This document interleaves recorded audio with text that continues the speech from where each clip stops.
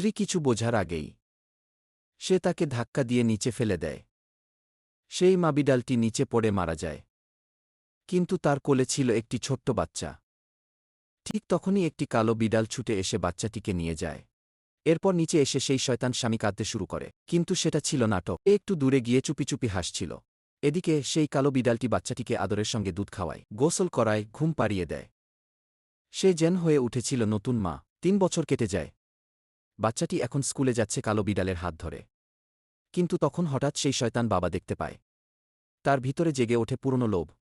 সে পুলিশে কল দিয়ে বলে, এই কালো বিড়াল আমার সন্তানকে চুরি করেছিল। পুলিশ এসে কালো বিড়ালটিকে ধরে নিয়ে যায়। শয়তান বাবা আবার বাচ্চাটিকে নিয়ে যায় নিজের বাসায়। বাচ্চাটিকে দিয়ে কাজ করাতে থাকে। কিন্তু একদিন হঠাৎ সে আবিষ্কার করে একটা পুরনো ভিডিও, যেখানে স্পষ্ট দেখা যায় তার বাবাই তার মাকে ধাক্কা দিয়ে মেরে ফেলেছে। সেই ছোট্ট বিড়াল ছেলেটি এবার সাহস করে পুলিশে কল দেয়। সব সত্যি কথা বলে। পুলিশ আসে। শয়তান বাবাকে গ্রেফতার করে।